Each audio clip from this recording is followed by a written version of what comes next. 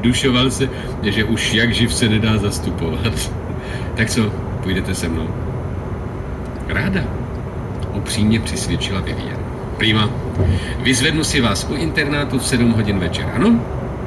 Přistihl se, že čím déle s Vivianou mluví, tím víc se mu líbí. Uvědomil si, že nemá jenom hezkou tvář a urostlou postavu.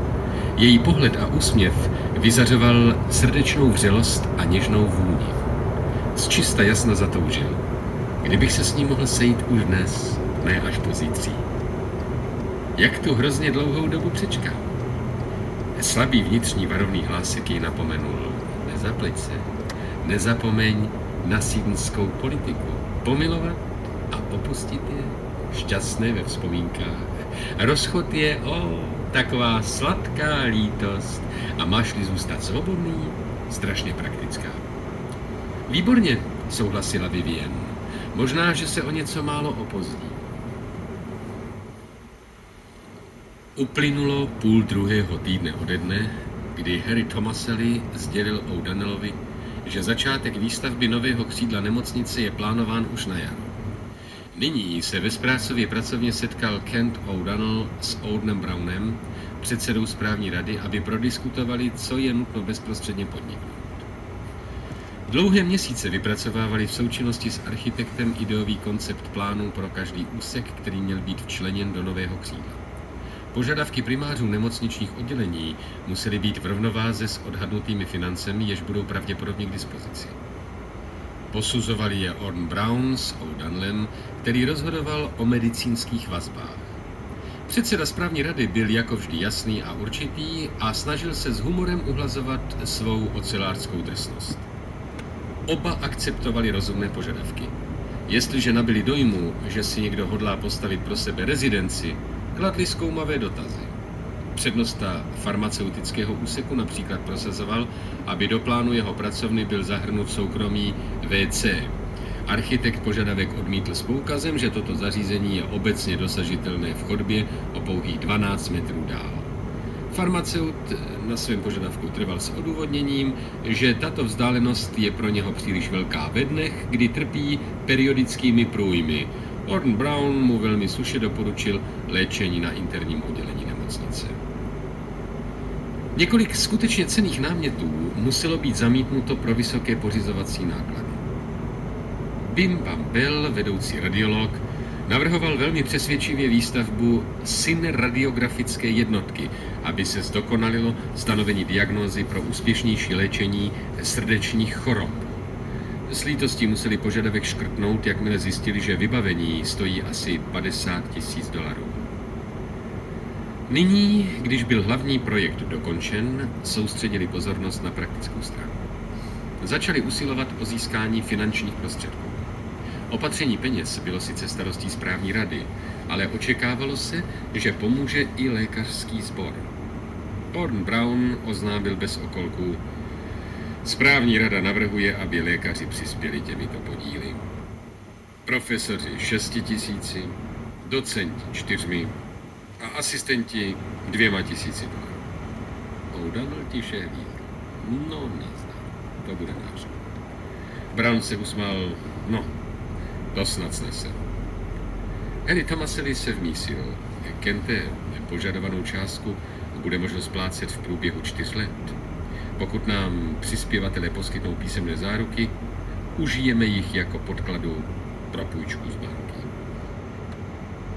Důležité je především morální hledisko, vpadl znovu Brown.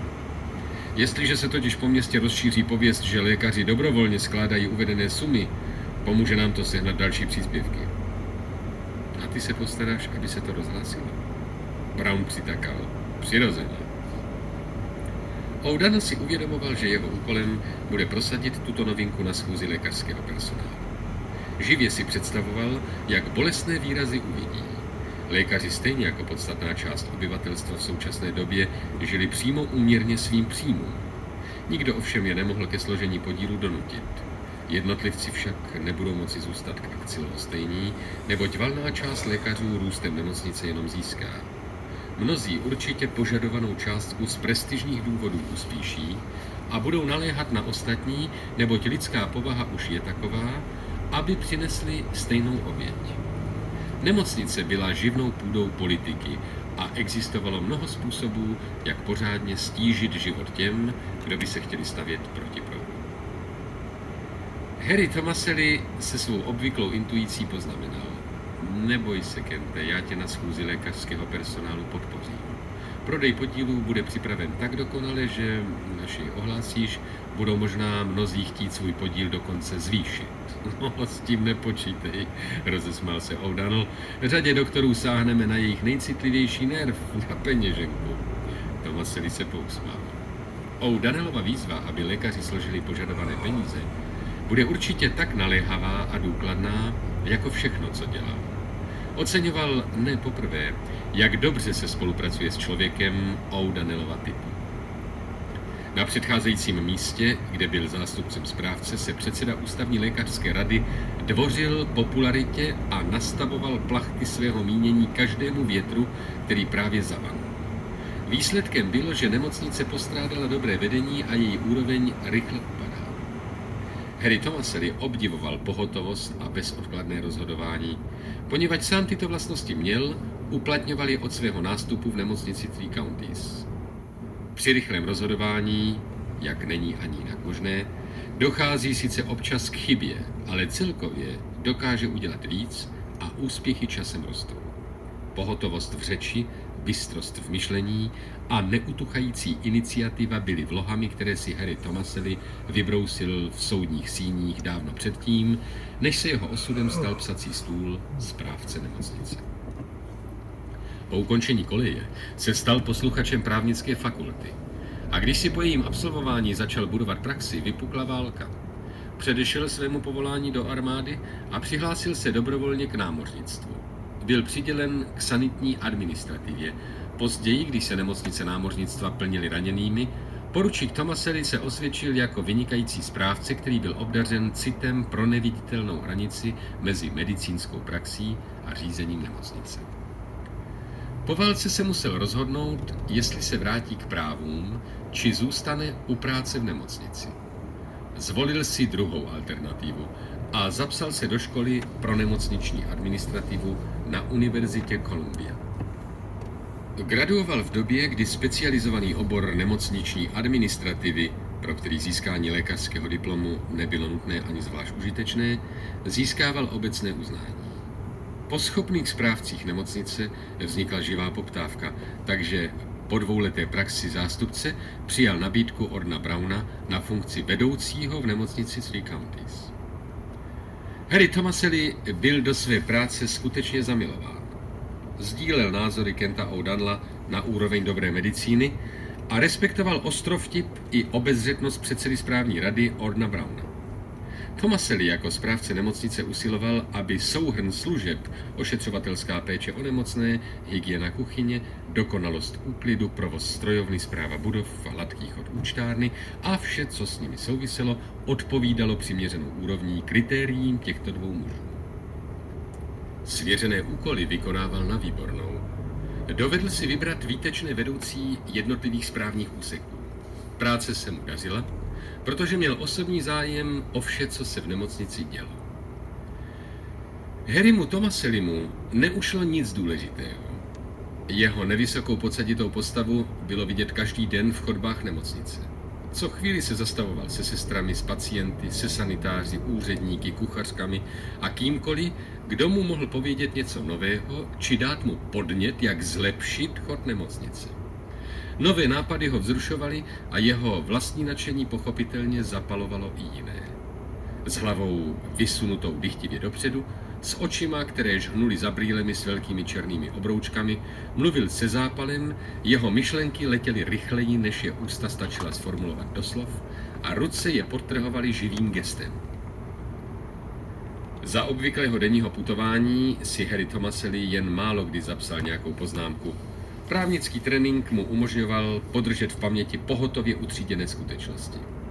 Po každé inspekci však vypálil ohňostroj stakato chrlených poznámek o důležitých i podružných věcech, které mohly podle jeho názoru zdokonalit administrativu Three Counties.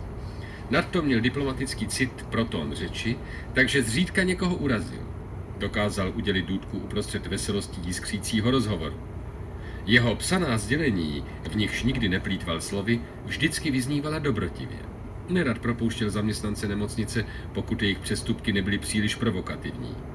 Úsokové vedoucí obvykle nabádal, jestliže někdo u nás pracuje třeba jenom měsíc, vzniká u něho investice v nabitých zkušenostech. Je tedy výhodnější snažit se o jeho výchovu, než se pídit po někom novém, kdo má zase jiné chyby, o nichž nemáme ani tušení.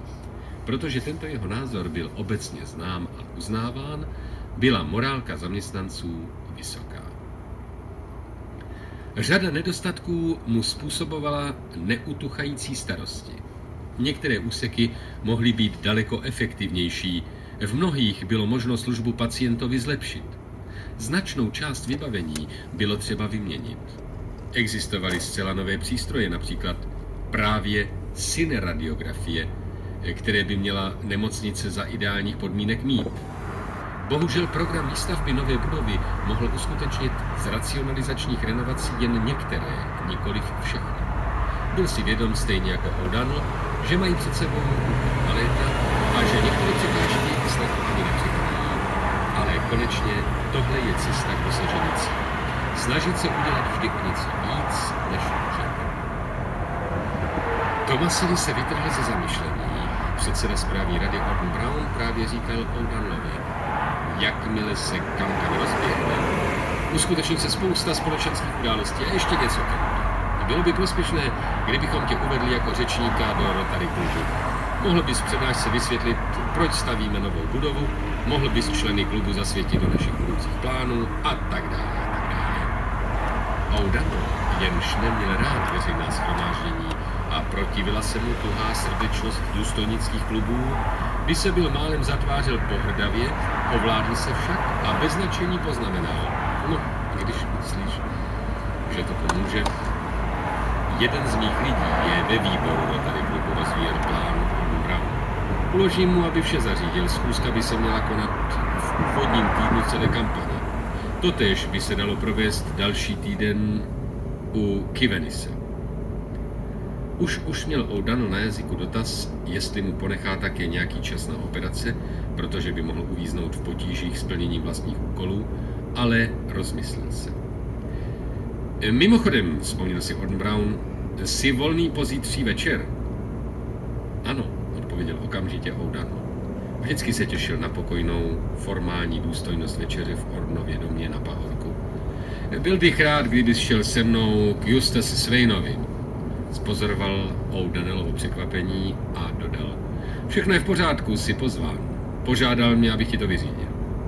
No dobrá, půjdu rád. Pozvání k návštěvě jeho nejzapřisáhlejšího odpůrce ve správní radě bylo opravdu neočekávané. O'Donnell a Swain se služebně setkali už několikrát, ale žádný neusiloval o vzájemné zblížení. Musím přiznat, že podnět vyšel ode mě, trousil pomalu Brown. Chtěl bych, aby s ním promluvil o nemocnici zcela obecně. Pokus se přimět jej, aby akceptoval tvé myšlenky. Upřímně řečeno, on je naším největším problémem, no ale konečně ty to dobře víš. Udělám, co budu moci. Pochopil, o čí jde. Netěšilo ho, že bude vtažen do politiky správní rady. Doposud se dokázal udržet mimo ní. Gordon Brownovi ovšem odmítnout nemohl. Předseda zvedl aktovku a chystal se k odchodu. Tomaselli a O'Donnell vstali. Sejde se u něho malá společnost, informoval Gordon Brown. Kolem půl tuctu lidí. Mohli bychom tě vlastně vzít s sebou, až k němu pojedeme. Víš co? Než vyrazíme, zavolám tě. O'Donnell zamumlal poděkování a předseda se s příjemným úsměvem rozloučil. Sotva se dveře za Gordonem Brownem zavřely, vešla Tomaselliho sekretářka, vysoká štíhlá Cassie Colenová. Odpuste, že vyrušuju, omlouvala se. Co pak se děje, Cassie? Volá nějaký muž a kategoricky trvá na tom, že s vámi musí mluvit nějaký pan Brian, referovala sekretářka správci. No, mám teď jednání s doktorem O'Donnellem, vyříďte mu, že mu zavolám, až budeme hotovi. Tomaselliho hlas vyjadřoval překvapení. Zpravidla nemusel Katy zdůrazňovat, že si nepřeje být při jednání rušen. Všechny moje argumenty selhaly.